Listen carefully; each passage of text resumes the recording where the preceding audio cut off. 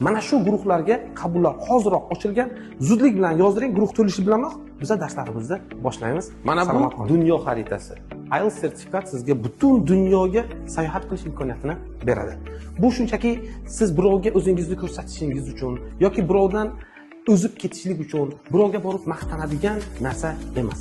Ko'pchilik bolalarimiz bugungi kunda IELTS sertifikatini yuqori ball olishligi maqsadi o'laroq ular boshqadan o'zishni, o'zlarini zo'r qilib ko'rsatishni, hattoki ba'zi birlari ota-onalarini quloq solmasdan ularga aql o'rgatishgacha o'tib ketib qolishyapti.